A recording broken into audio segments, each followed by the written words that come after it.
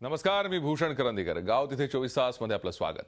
Zee 24 तास नेहमीच एक प्रभावी माध्यम म्हणून भूमिका घेत अन्यायाविरोधात वाचा फोडण्याचं काम केलंय. गावाला भेट देऊन त्या गावच्या समस्या जाणून घेत त्या गावांना विकासाच्या मुख्य प्रवाहात आणण्यासाठीचा आमचा हा प्रयत्न. चला तर मग सुरुवात करूया आमच्या या विशेष कार्यक्रमाला.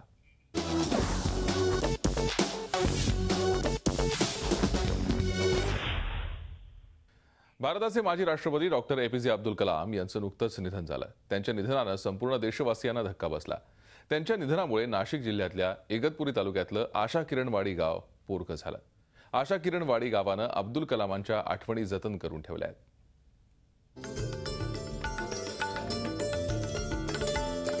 गाव तिथे 24 तास या उपक्रमाअंतर्गत आपण आता अशा एका गावाला भेट देणार आहोत ज्याचा इतिहास फार मोठा तर नाहीये, मात्र त्याची कीर्ती देशभर पसरली आहे. आपण आता भेट देणार आहोत नाशिक जिल्ह्यातल्या इगतपुरी तालुक्यातील आशा किरणवाडी या गावाला. या गावाचा इतिहास काय आहे, त्याची वैशिष्ट्य काय आहे आणि सर्वात महत्त्वाचं म्हणजे या गावातली समस्या काय आहे हे आपण आता जाणून घेणार आहोत. चला तर मग भेट देऊयात आशा किरणवाडी या गावाला.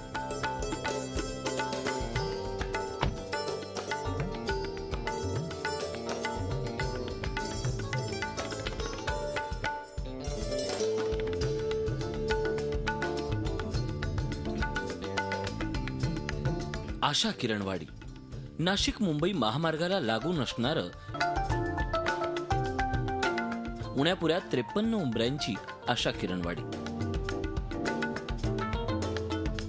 2005 पर्यंत आशा किरणवाडी हे गाव जगाच्या नकाशावर असलं तरी दखल घ्यावी असं काहीही त्या गावात नव्हतं. पण 15 ऑक्टोबर 2005 नंतर या गावाचं नशीबच पालटलं.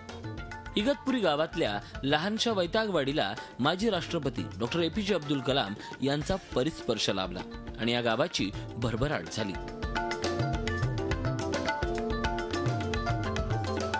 गावाला नवी दिशा मिळाली, नवं नाव मिळालं. वैतागवाडीची आशा किरणवाडी झाली.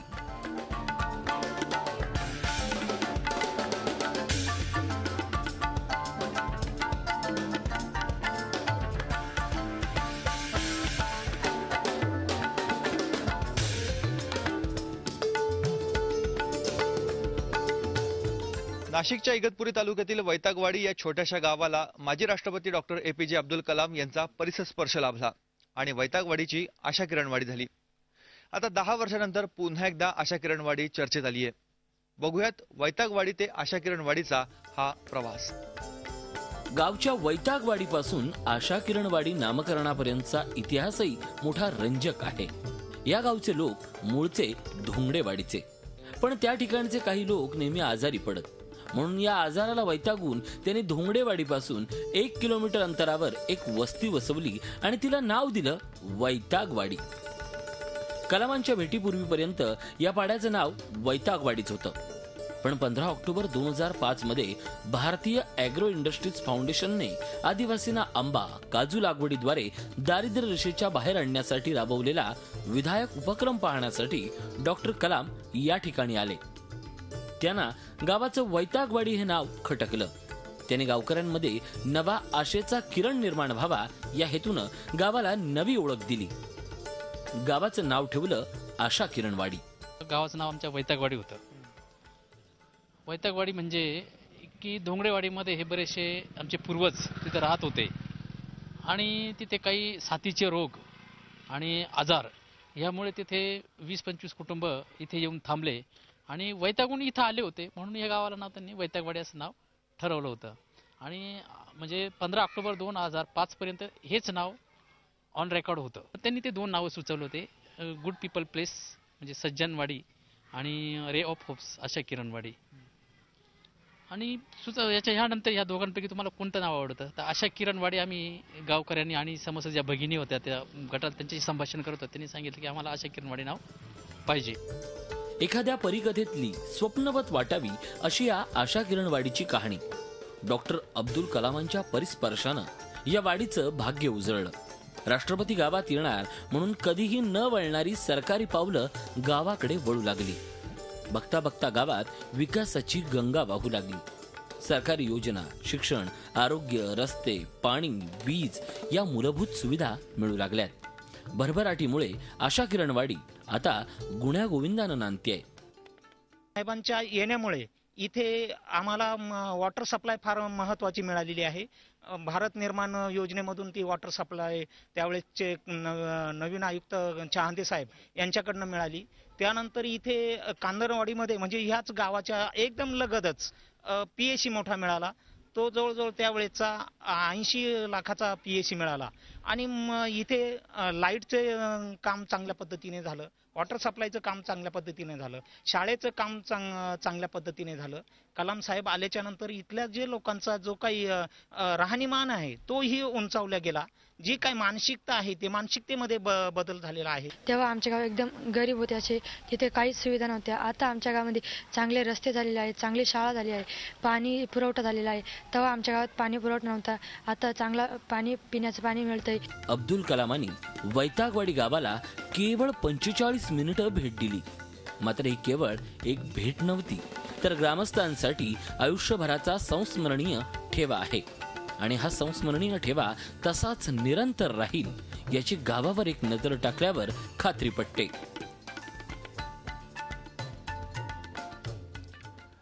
अब्दुल कलामांच्या पदस्पर्शानं गावाचं सोनं झालं. गावात आशेचा किरण निर्माण झाला. मात्र विकासाचा जो वेग पकडायला हवा होता तो अद्यापही न गवसल्यानं गावाची हवी तशी प्रगती झालेली नाही. त्यामुळे गावात निर्माण झालेला आशेचा किरण मावळतो की काय अशी शंका उपस्थित केली जाते. आशा किरणवाडी या गावाचा इतिहास आणि ओळख बघितल्यानंतर या गावातील नागरिकांच्या समस्या कुठल्या आहेत, शेतीचे उत्पादनं हे बाजारपेठेपर्यंत जातात की नाही, त्याच्यामध्ये कुठले अडथळे आहेत हे आता आपण जाणून घेणार आहोत. डॉक्टर अब्दुल कलाम यांच्या पदस्पर्शानं गावाचं सोनं झालं. गावात आशेचा किरण निर्माण झाला. मात्र विकासानं जो वेग पकडायला हवा होता तो अद्यापही गवसलेला दिसत नाही. त्यामुळे गावाची हवी तशी प्रगती झालेली दिसत नाही. राष्ट्रपती गावात येणार म्हणून वैतागवाडी हे गाव आदर्श गाव करण्याचा यंत्रणांनी बराच प्रयत्न केला. गावाकडे जाणाऱ्या रस्त्याचं डांबरीकरण करण्यात आलं.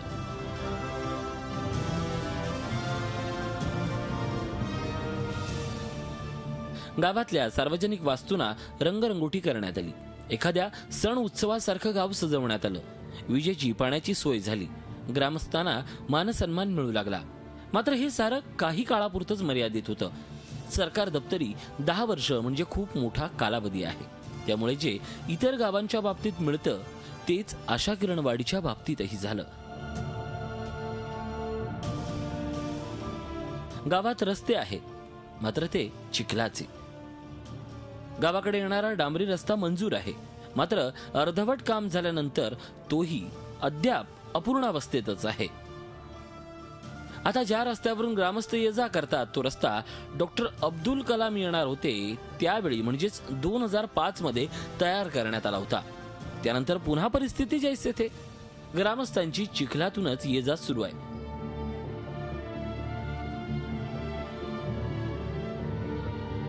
गावात वीज आहे, घराघरात तिचं जाळही पोचलंय. पण सारखा लपंडाव सुरू असल्यानं विजेची कनेक्शन्स दिली तरी कशाला असा सवाल ग्रामस्थांना पडलाय. घरात वीज नसल्यानं आपल्या लाडक्या नेत्याचं टीव्हीवरून शेवटचं दर्शनही घेता आलं नसल्याची खंत ग्रामस्थ व्यक्त करताना आपसुकच त्यांचे डोळे पाणावतायत. आम्हाला बरं वाटलं, आनंद झाला. आम्ही तेवढे फळबाग लावले ना, त्याच्यातून ते फिरले. आमच्या नातूला पण घेऊन फिरले. आमचे सुना मुलं सगळे तिथं होते. तेवढ्यांची दर्शन तसं आम्हाला दिलं त्याने. खूप आनंद झाला आम्हाला. पण आता कालपासून असं ऐकायला भेटलं ना तर खूपच दुःख वाटायला लागलं ना. आम्हाला अशी आशा होती का अजून पण एकदा येतील आमच्याकडे फळ यायला लागले म्हणजे मग बघायला, पण आलेच नाही. पण असं नव्हतं व्हायला लागत ना, त्यांना आम्हाला एकदा तरी भेट द्यायला लागत होती. फक्त बघायला नाही भेटलं बा एवढंच. पण ऐकायला भेटलं तर खूप वाईट वाटलं ना. नाही ना, लाईट नाही ना टीव्हीला 2-3 दिवसापासून, म्हणून ते बघायला नाही भेटलं ना. नाही तर कामं टाकून बघत बसलं असतं ना, काय करायचं मग. वीज नसल्यानं गावात पिण्याचं पाणी मिळत नाही.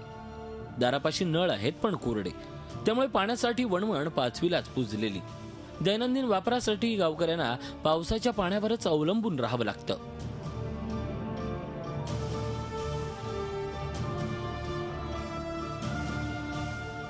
पाण्याची योजना, पिण्याच्या पाण्याची योजना तर आमची कलाम साहेब येऊन गेल्याच्या नंतर मंजूर झाली आणि 2-3 वर्षामध्ये ती कार्यरत झाली. पण त्याच्यानंतर आत्ताच आमच्या तालुक्याच्या आमदार निर्मलाताई गावित यांनी या गावात कलाम साहेब येऊन गेले म्हणून त्यांनी प्राधान्याने इगतपुरी तालुक्यातनं पहिलं गाव आमचं निवडलं की ह्या गावात शेतीच्या पाण्यासाठी एक मोठी योजना करायची आहे असं त्यांनी आमच्याकडे म्हटलं आणि त्या पद्धतीने आम्ही काम पण सुरू केलं आहे. त्याची मंजुरी पण मिळवली. तिचं पहिल्या दुसऱ्या टप्प्यातलं काम पण पूर्ण झालं आहे. पण चालू वर्षी निधी अभावी ते काम थांबलं होतं. आता मध्ये सरकार परिवर्तन झालं, त्याचं कारण म्हणा किंवा अजून काही दुसरं कारण म्हणा, पण ह्या वर्षी जर आम्हाला वेळेवर निधी उपलब्ध झाला असता तर कदाचित आज आमच्या शेतीला जेव्हा पाणी उपलब्ध असतं आज. आशा किरणवाडीतल्या शेतीसाठी पाण्याची स्वतंत्र योजना मंजूर झाली खरी, मात्र निधी अभावी तीही रखडली आहे. पावसाळ्याचे 4 महिने मुसळधार पाऊस आणि नंतर पाण्याचा थेंबही नसल्यानं शेती करावी तरी कशी असा सवाल इथला बळीराजा विचारतोय. शेतीसाठी एवढल्या महागाच्या पाईपलाईन केल्या, त्याला लाईट नाही तर पिकं जळून जातात. इकून तिकून पिकं आले, त्या भातांना बाजार नाही का बागायताला बाजार नाही, शेतकऱ्यांनी काय करायचं. मग आज समजा जे विदर्भामध्ये म्हणतात का शेतकऱ्यांनी आत्महत्या केली, तसं इकडचा शेतकरी म्हणू शकत नाही. तो मेला बी तरी आत्महत्या केली असं म्हणणारही नाही कोणी आणि करणार बी नाही. स्वतःच्या मनाला तो आपला चुरमुरीचा लाडू खाऊन गप बसतो. आज 15-15 दिवस झाला, 8-8 दिवस झाला लाईट नाहीये. विकासाचा वेग म्हणजे जे वातावरण त्यावेळेस तयार झालं होतं ते कुठंतरी थोडंसं कमी होतंय. कलाम साहेबांचा शब्द होता की 2020 पर्यंत भारत प्रगतशील राष्ट्र होईल. आम्हालाही त्यांचा शब्द खरा करायचा आहे, पण आम्हालाही वाटतं की प्रशासनाने अजून काहीतरी जोमाने काम करायला पाहिजे. आपण म्हणतोय भारत प्रगतशील राष्ट्र होणार आहे, त्यांच्या स्पर्धेमध्ये माझ्या गावातले शेतकरी पण यावेत अशी माझी अपेक्षा आहे. मी स्वतः एक शेतकरी आहे, परंतु त्या ज्या वेगाने आपली प्रगती व्हायला पाहिजे, शेतकऱ्याची प्रगती व्हायला पाहिजे, गावाच्या विकास कामांची जी गती हवी आहे ती कुठेतरी कमी पडताना दिसते. अब्दुल कलामांच्या भेटीनं गावात विकासाच्या अनेक योजना आल्या, ग्रामस्थांना मानसन्मान मिळाला, त्यांच्याकडे आदरानं बघितलं जातं. मात्र विकासाचा वेग जो दिसायला पाहिजे होता तोच दिसत नसल्यानं आशा किरणवाडीचा किरण अस्ताला जातोय की काय अशी शंका उपस्थित होते.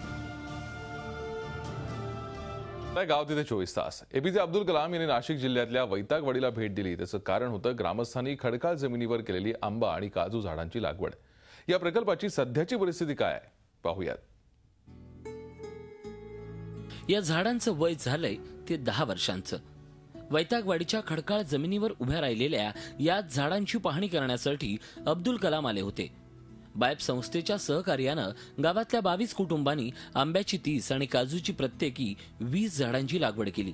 केशर आणि राजापूर आंबा तर वेंगुर्ला 4 ही काजूची जात असल्यानं या खडकाळ जमिनीवर कोकण अवतरण्याचं स्वप्न गावकऱ्यांनी पाहिलं होतं. ते काही अंशी सत्यातही उतरलं. एका ओसाड पडलेल्या जमिनीतून उत्पन्न सुरू झालं. आशा किरणवाडीतल्या काही शेतकऱ्यांकडे केशर, राजापुरी आंबा आला. गेल्या 3-4 वर्षापासून नाशिकच्या बाजारपेठेत त्यांचे आंबे पोहोचतायत देखील आणि त्यातून उत्पन्नही बऱ्यापैकी मिळतंय. राजापुरी आहेत, हापूस आहे, केशर आहे, काजू आहेत लावलेले इथे. आम्ही 4 टन आंबे विकले ना ह्या वर्षी फवारणी केली. तर आम्ही असं हे करून हवेने बार पण हे खराब होतो, तरी पण आहेत म्हणजे आंबे टिकतात. मात्र बऱ्याच शेतकऱ्यांचा आंबा आणि काजू लागवडीचा प्रयोग यशस्वी झाला नाही. झाडं तर दिसतायत, मात्र 10 वर्षात त्यांची म्हणावी तशी वाढ झाली नाही. जे उत्पादन अपेक्षित होतं तेही इथल्या शेतकऱ्यांना मिळत नाहीये. जी काही फळं झाडाला लागतात ती नातेवाईकांना वानोळा देण्यापुरतीच मर्यादित राहिली आहेत. ते झाडं आम्ही काही विक्रीसाठी अजून एवढे धरलेले नाही, विक्रीचे जोगा आलेले नाही, परंतु खायापुरतं आमचे फळांना झाडं आलेले आहेत आजपर्यंत. ते एकदम मस्त क्वालिटीचे असे केशरी आणि राजापुरी आंबा आमच्या झाडांना येतोय. आता उत्पन्नामुळे म्हणजे अशी आमची अपेक्षा आहे अपेक्षा, परंतु ते आम्ही म्हणजे झाडं थोडेसे दुखावले गेल्यामुळे थोडेसे झाडं अजून बरोबर ते झाले नाही. ते उत्पन्नाची आशा आहेच आम्हाला अजून. झाडं लावले मग त्याच्यामध्ये आम्ही डोक्यावरती पाणी आणून त्यांना झाडांना पाणी घातलं, त्यांची वाढ केली आणि मग बाकी सगळं इकडं जनावरच चारायचे. मग बाकीचे हे झाडं लावल्यापासून मग हे जनावर बंद केले. मग जनावराला गवत कापून मग आम्ही जनावरांना घालायचो आणि यांच्या झाडांची मेहनत केली. ते झाडे आळे बिळे सगळे खोदून चांगले त्यांना व्यवस्थित त्यांना पाणी पुरवठा करून मग ते झाडं डोक्यावरती पाणी आणून ते वाढवले. ते आंबा काजूच्या झाडांचं जतन करण्यासाठी आशा किरणवाडीच्या शेतकऱ्यांनी प्रचंड मेहनत घेतली. ज्या ठिकाणी पिण्याच्या पाण्याची समस्या आहे अशा गावात डोक्यावर पाणी वाहून शेतकऱ्यांनी ओसाड खडकाळ जमिनीत फळझाडांची लागवड केली. मात्र पुढे योग्य मार्गदर्शन न मिळाल्यानं आशा किरणवाडीमधला हा प्रयोग 100% यशस्वी झाला नाही. आपण बताय गाव तिथे 24 तास. डॉक्टर APJ अब्दुल कलामांनी नेहमीच लहान मुलं तरुणांवरती प्रेम केलं. त्यांना शिक्षणाचं महत्त्व पटवून देत कायमच प्रेरणा दिली. मात्र ज्या गावाला कलाम यांनी भेट दिली त्याच आशा किरणवाडीत शिक्षणाची दैना दिसून येते.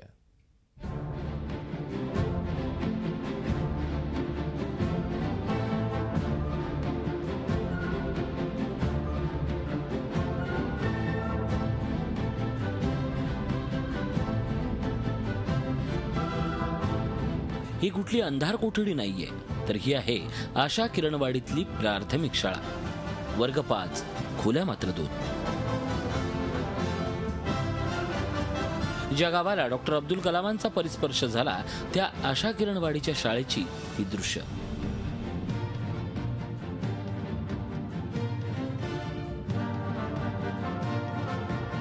आशा किरणवाडीतल्या विद्यार्थ्यांना विजयाभावी अंधारात शिक्षणाचे धडे गिरवावे लागतायत.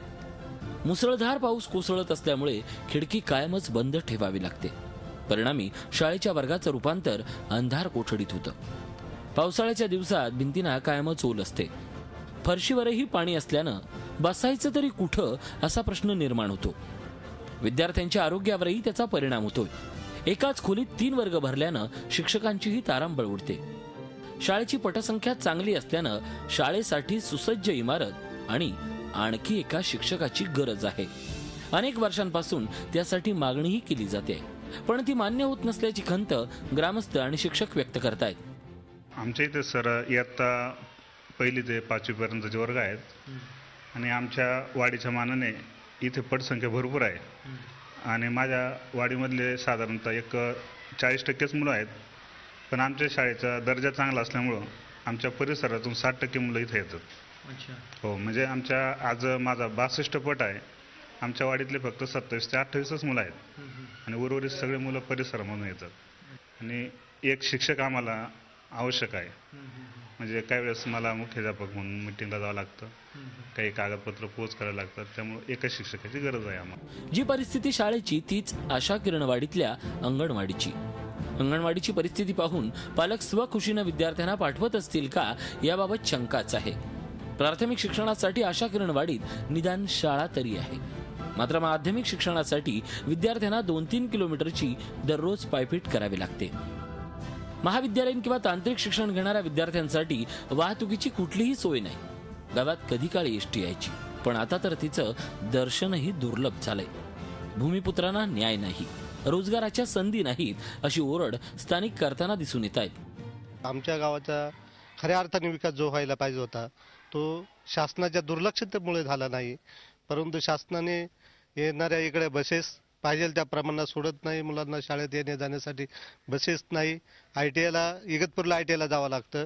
परंतु नाशिक जिल्ह्यातील इगतपुरी तालुक्यातील कुठल्याही खेड्यापासून किंवा इगतपुरी शहरातून एकही बसेस ITI पर्यंत जात नाही. त्याच्यामुळे औद्योगिक वसाहत जवळ असूनही मुलांना पाहिजे त्या पद्धतीनं प्रशिक्षण मिळलं जात नाही. रोजगारासाठी जे औद्योगिक वसाहत आहे त्याच्यामध्ये इथल्या भूमिपुत्रांना प्राधान्य द्यावं ही आमची अपेक्षा आहे. डॉक्टर अब्दुल कलामांचं स्वप्न साकार करण्यासाठी, विद्यार्थी तरुणांच्या पंखामध्ये बळ भरण्यासाठी सरकारनं निदान शिक्षण रोजगाराच्या क्षेत्रात तरी विनाविलंब सोयी सुविधा उपलब्ध करून द्याव्यात अशी मागणी आशा किरणवाडी गाव करतंय. डॉक्टर अब्दुल कलामांना हीच खरी श्रद्धांजली ठरणार आहे.